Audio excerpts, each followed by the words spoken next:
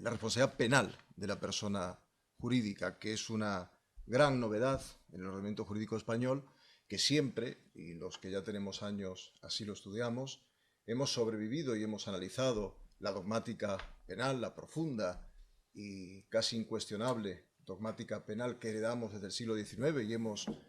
disfrutado durante todo el siglo XX, sobre la base del principio societas delinquere non potest. No me voy a negar a poner el latinajo anunciado por el presidente de la Cámara. A partir del año 2010, este principio cambia. Y cambia tan sustancialmente que supone exactamente lo contrario. Societas delinquere potest. Las sociedades pueden delinquir. Y esto supone, sin ningún otro cambio estructural en nuestro derecho penal, la incorporación de una novedad que genera grandes problemas en su análisis y, por lo tanto, grandes oportunidades de defensa para los abogados que tengamos que defender a las personas jurídicas, puesto que la tradicional estructura de responsabilidad de la persona física que comete un acto típico, antijurídico, culpable y punible no se ha modificado.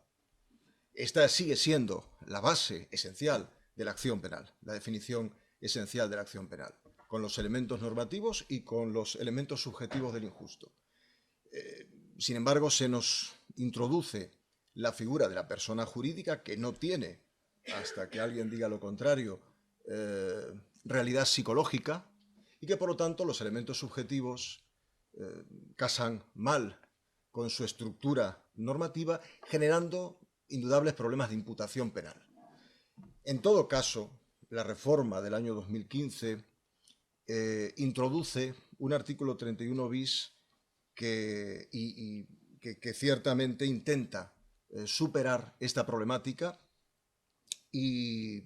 en parte yo creo que lo consigue, aunque la cuestión esencial de vigencia de un derecho penal concebido y estudiado sobre la persona física sigue estando ahí y sigue planteando indudables problemas de imputación penal. Aunque estas cuestiones, y cuando la doctrina y los comentaristas hablan de la sensibilidad de nuestro pensamiento penal sobre la responsabilidad de la persona jurídica, es algo heredado del mundo anglosajón, aunque hoy ya muy generalizado en la tradición incluso del penal germánica, yo quiero traer a colación una cita del recordado penalista Luis Jiménez de Asúa en el año 1934,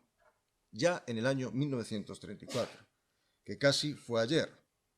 Decía este magnífico jurista tan recordado: hace 60 años, el español de presa, ansioso de despojar a otro de su fortuna o de sus ahorros, se echaba al monte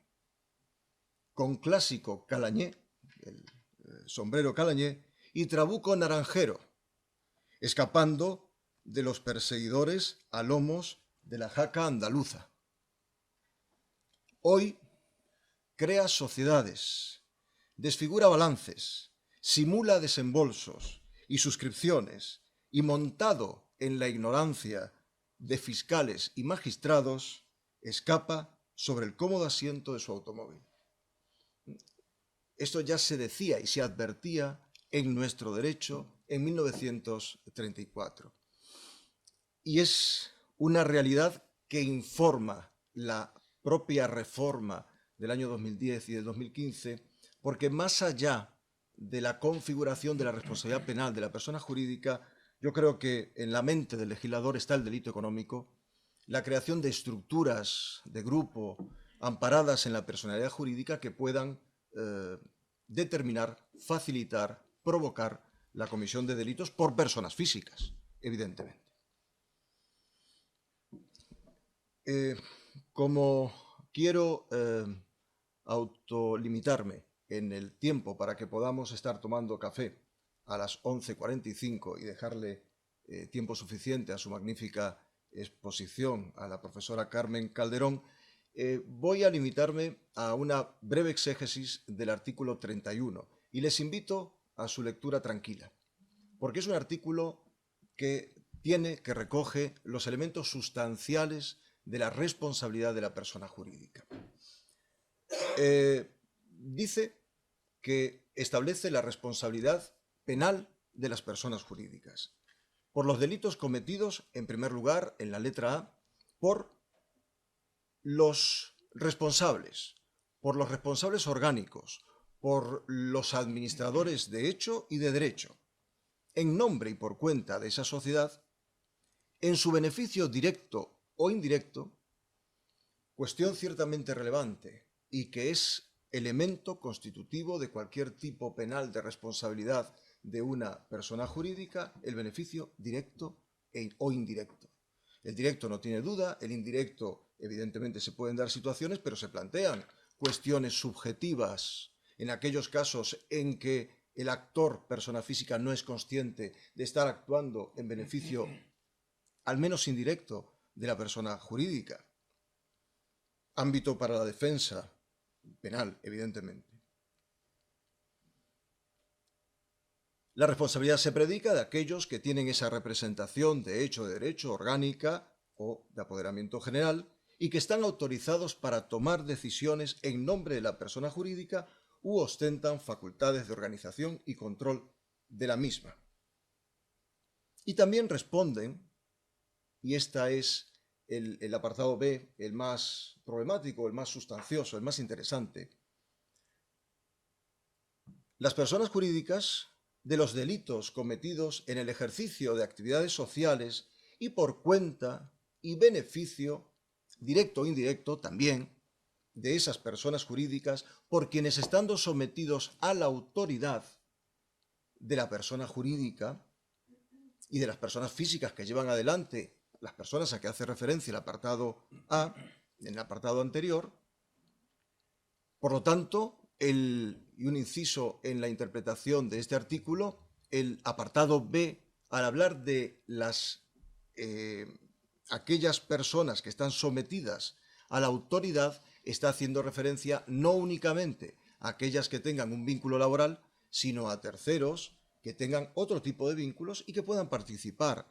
de acciones con relevancia penal de la persona jurídica.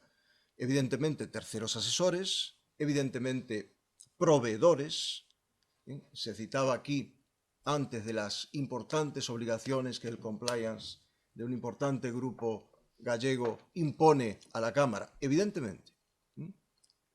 ¿Por qué? Porque está bajo el ámbito de autoridad de esa persona jurídica que tiene que velar por la práctica de acciones preventivas. Y, fundamentalmente, señala este artículo que son actos que se han podido realizar por haberse incumplido gravemente por los responsables, los deberes de supervisión, vigilancia y control. Y aquí entramos en un aspecto fundamental: la existencia y la realización por parte de los responsables, la adopción de medidas de cumplimiento. Medidas de cumplimiento que contemplen, describan el riesgo, establezcan con precisión las medidas a adoptar y sean capaces de prevenir con eficacia o reducir sustancialmente los efectos de una acción delictiva. Efectivamente, como decía el profesor José Luis García Pita, la norma, el artículo 33 bis, establece con claridad un marco de exención de responsabilidad, completa e incompleta. Va a ser completa cuando el órgano de administración haya adoptado o ejecutado con eficacia esos modelos de organización y gestión que incluyen las medidas de vigilancia y control idóneas para prevenir estos delitos. También aporta o concede una exención completa en los supuestos en que la supervisión del funcionamiento y del cumplimiento del modelo de prevención implantado haya sido encargado a un órgano, individual o colectivo, con poderes autónomos de iniciativa y de control. Ese órgano, que es el compliance officer o el comité de compliance debe ser autónomo, debe ser independiente, debe tener autonomía financiera, debe ser eficaz y sobre todo debe ser proactivo. No se trata de una práctica reactiva como ocurre con los tradicionales comités éticos. No, es proactivo, tiene que investigar y tiene que llegar a la identificación del riesgo y tomar las medidas necesarias para evitarlo o reducir sus consecuencias en el mejor de los casos. Sea como órgano descentralizado, que es el mejor de los supuestos y más eficaz, en cuyo caso prevalecen en él las funciones de coordinación, o sea como órgano centralizado, en cuyo caso pues, la proactividad es más exigente y probablemente menor la eficacia. En las personas jurídicas de pequeñas dimensiones, las funciones de supervisión, que son aquellas sociedades que estén sometidas a cuentas anuales abreviadas, las funciones de supervisión las puede hacer el Consejo de Administración, el órgano de administración. No es lo ideal, pero no es lo ideal por una cierta problemática de autonomía, pero es imprescindible, puesto que las empresas de pequeña dimensión no se pueden dar el lujo de tener y de dotar de medios financieros un órgano que ciertamente por su especialidad y por su complejidad tiene un coste importante, relevante.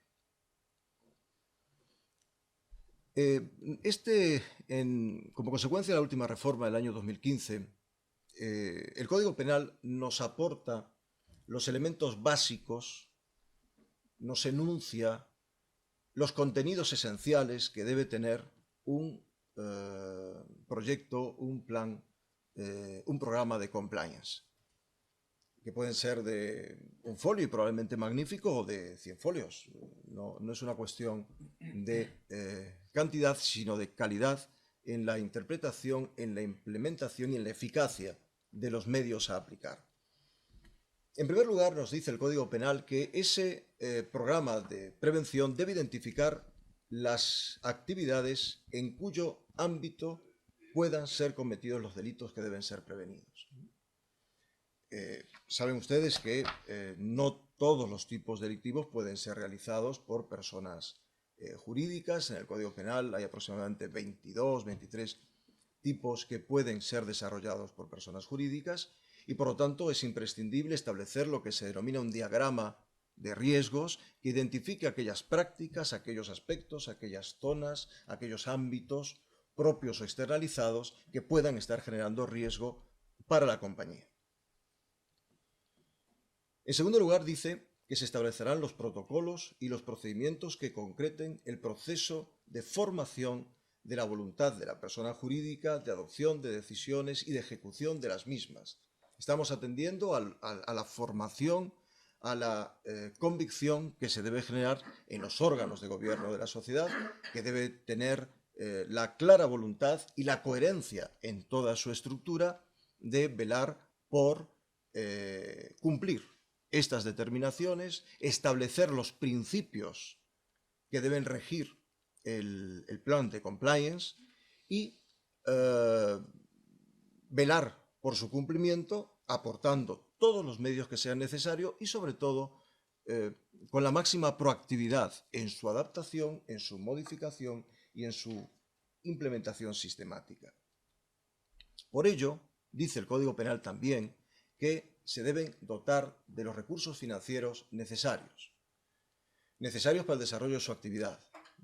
Entre ellos, por supuesto, la formación esencial en aquellos modelos de compliance descentralizados, donde el compliance officer asume fundamentalmente funciones de coordinación, la formación de los distintos órganos, de los distintos ámbitos, de los distintos jefes, de los trabajadores de la empresa, resulta un elemento esencial para advertir, para dar cumplimiento, para poner en funcionamiento este programa que no puede ser un programa estático creado con la finalidad de ganar la exención, sino que tiene que implementarse porque si no, no va a tener el efecto penal que se pretende. También señala el Código Penal que tienen que imponer la obligación de informar de posibles riesgos e incumplimientos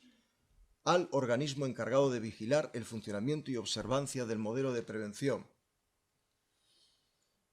Supone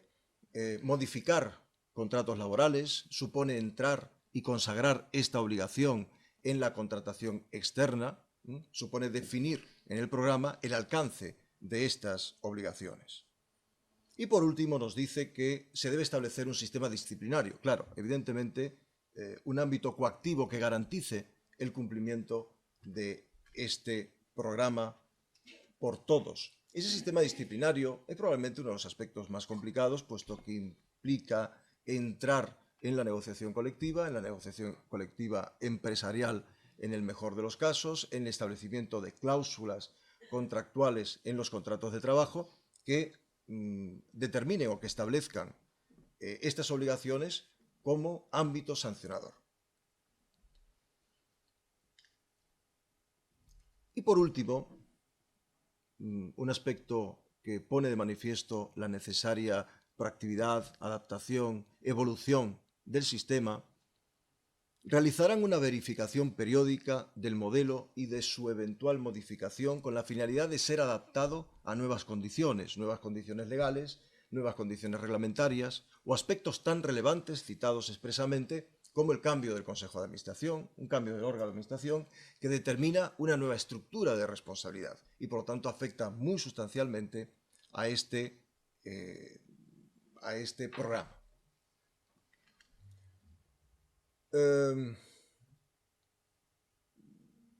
Por último, señalar que la responsabilidad no se predica del Estado, no se predica de los órganos previstos en la LOFAGE, en la Ley de Organización y Funcionamiento de la Administración General del Estado, en coherencia o en línea con lo que ocurre en otros ordenamientos jurídicos de nuestro entorno. La responsabilidad penal es de los ciudadanos y se exime al Estado de semejantes riesgos. Al Estado como tal puede tener sentido, a los organismos autónomos, empresas públicas y demás contempladas en la LOFAGE puede que no lo tenga tanto. En todo caso, la ley orgánica nos obliga por jerarquía y por literalidad.